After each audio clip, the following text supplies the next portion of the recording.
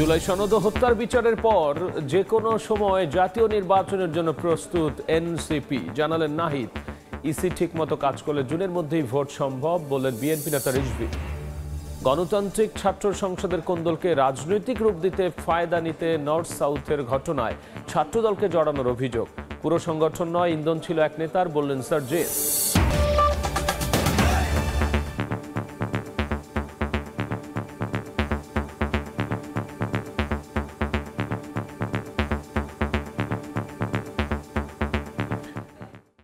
জনপদের সময়ের সঙ্গে আছি আমি গোলাম রাব্বি। যে কোনো সময় জাতীয় নির্বাচনের জন্য মানসিকভাবে প্রস্তুত রয়েছে জাতীয় নাগরিক পার্টি এনসিপি। তবে ভোটের আগে ছাত্র জনতার আন্দোলনের সময় সংগঠিত হত্যাকাণ্ড আর জুলাই সনদ কার্যকর দেখতে চায় এই দলটি। বিকেলে রাজধানীর বাংলা মোটরে দলীয় কার্যালয়ের সংবাদ সম্মেলনে এসব কথা বলেছেন এনসিপির আহ্বায়ক নাহিদ ইসলাম। এ সময় নারীর প্রতি সহিংসতার বিভিন্ন ঘটনার নিন্দা জানিয়ে জড়িতদের বিচারও দাবি করেছেন তিনি।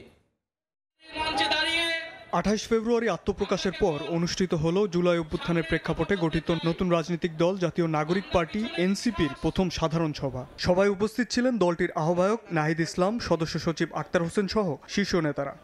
আজ জাতীয় সভা অনুষ্ঠিত হয়েছে। সভা শেষে সংবাদ সম্মেলনে প্রশ্নের উত্তরে নাহিদ বলেন, নির্বাচনের জন্য যথাযথ মানসিকতা ও প্রস্তুতি রয়েছে তাদের দলের। নির্বাচনের জন্য নাগরিক পার্টি তার মানসিকতা এবং প্রস্তুতি রয়েছে, এবং আমরা নির্বাচন সামনে বলেছি যে আমরা আমাদের জায়গা থেকে গণপরিষদ নির্বাচন দেখতে চাই জাতীয় সংসদের পাশাপাশি।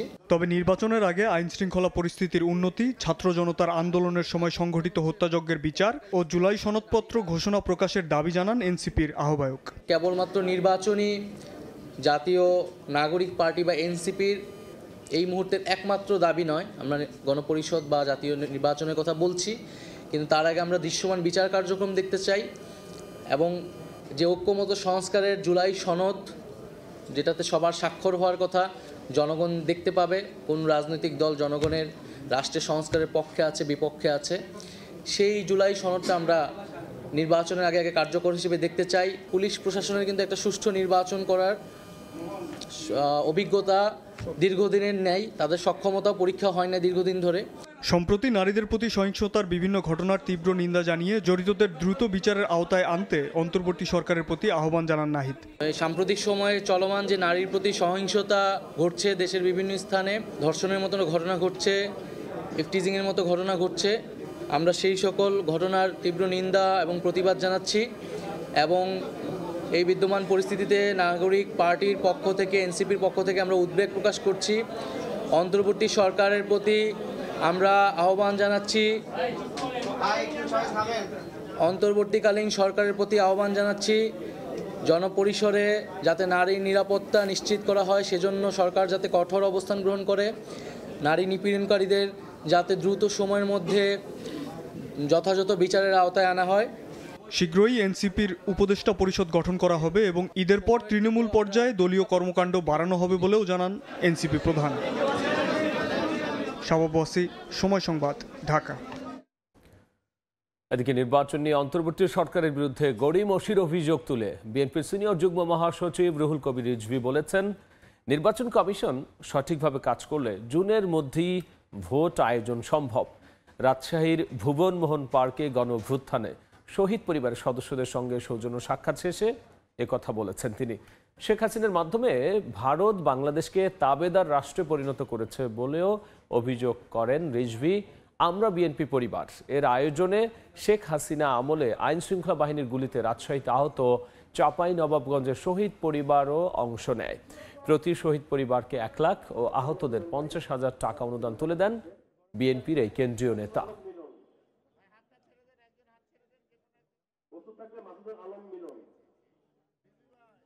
আমাদের নির্বাচনী প্রতিষ্ঠান, আমাদের গণতান্ত্রিক প্রতিষ্ঠান সবগুলো পা দিয়ে দুমড়ে মুচড়ে শেষ করে দিয়েছে শেখ হাসিনা। আমাদের সেইখান থেকে ফিরে আসতে হলে আমাদের এই প্রতিষ্ঠানগুলোকে সজীব করতে হবে, প্রাণবন্ত করতে হবে। তো এইগুলোর জন্য এত গড়িমসি কেন? নির্বাচন কমিশন যদি সঠিকভাবে কাজ করে তাহলে ডিসেম্বর কারণ আপনার জুনের মধ্যে নির্বাচন করা সম্ভব। হাসিনার মাধ্যমে তারা বাংলাদেশকে তাবেদার রাষ্ট্র বানাতে চেয়েছিল, ভারত যা মনে করত হাসিনার মাধ্যমে সেটা করত, আর হাসিনা তার ক্ষমতা টিকিয়ে রাখার জন্য ভারত যা চাইতো তাই দিয়ে দিত। অপ্রীতিকর ঘটনার সঙ্গে উদ্দেশ্য প্রণোদিতভাবে ছাত্র দলের নাম জড়ানো হচ্ছে বলে অভিযোগ করেছেন সংগঠনটির নেতারা। বিকেলে রাজধানীর নয়াপল্টনে সংবাদ সম্মেলনে নেতারা দাবি করেছেন, গণতান্ত্রিক ছাত্র সংসদের কমিটি গঠনকে কেন্দ্র করে ঢাকা বিশ্ববিদ্যালয় ও বেসরকারি বিশ্ববিদ্যালয়ের কোন্দলকে রাজনৈতিক রূপ দিতেই নর্থ সাউথের ঘটনায় ছাত্রদলকে দায়ী করা হচ্ছে। এ বিষয়ে সাংবাদিকদের প্রশ্নের জবাবে এনসিপির মুখ্য সংগঠক সার্জিস আলম বলেছেন, পুরো সংগঠনের ওপর নয়, হামলায় জড়িত ছাত্রদল নেতাকে দায়ী করেছেন তিনি। নর্থ সাউথ বিশ্ববিদ্যালয়ের সামনে শিক্ষার্থীদের উপর হামলার ঘটনায় ছাত্রদলের উপর দায় চাপানোর প্রতিবাদে বিকেলে নয়াপল্টনে এই সংবাদ সম্মেলনের আয়োজন। এ সময় ছাত্রদল সভাপতি দাবি করেন, ঢাকা বিশ্ববিদ্যালয় আর বেসরকারি বিশ্ববিদ্যালয়ের অভ্যন্তরীণ কোন্দলকে রাজনৈতিক রূপ দিতেই নর্থ সাউথের ঘটনায় ছাত্রদলকে দায়ী করা হচ্ছে।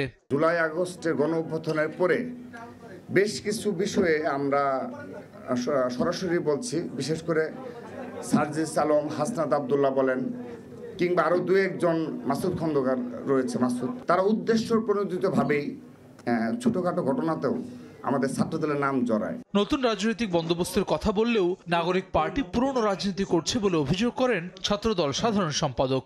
নতুন যে দল গঠিত হয়েছে সেটা নতুন রাজনৈতিক বন্দোবস্ত হয়নি, একই সাথে আমাদের কাছে মনে হচ্ছে এটি আদিম রাজনৈতিক বন্দোবস্ত হয়েছে বলে আমরা মনে করছি।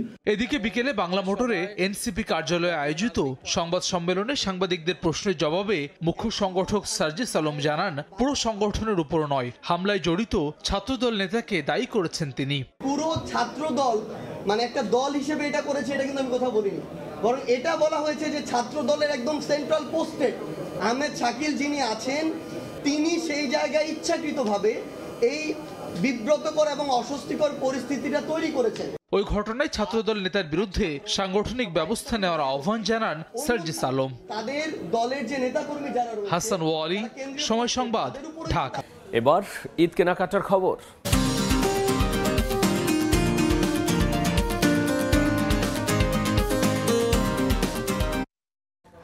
ভিড় এড়াতে রাজধানীর বিপণী বিতানে আগেভাগেই জমে উঠতে শুরু করেছে ঈদের কেনাকাটা। এবার দোকানগুলোতে নেই ভারতীয় পোশাকের আধিপত্য, সেই জায়গা দখল করেছে পাকিস্তানি পোশাক।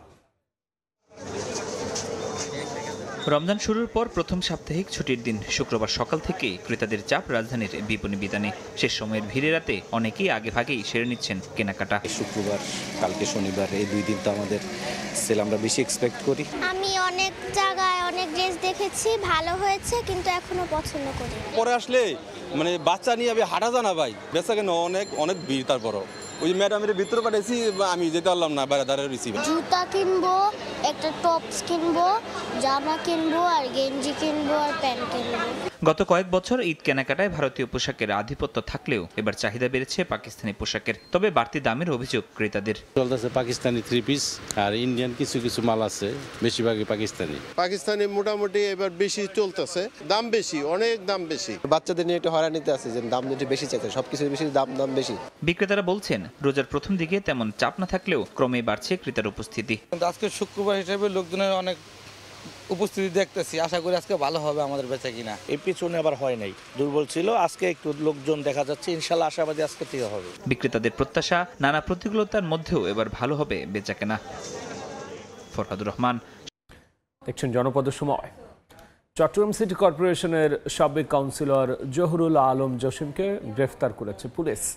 তিনি বৈষম্য বিরোধী আন্দোলনে ছাত্রদল কর্মী ওয়াসিম আকরাম ও শিবির কর্মী ফয়সাল আহমেদ শান্ত হত্যা সহ একাধিক মামলার আসামি।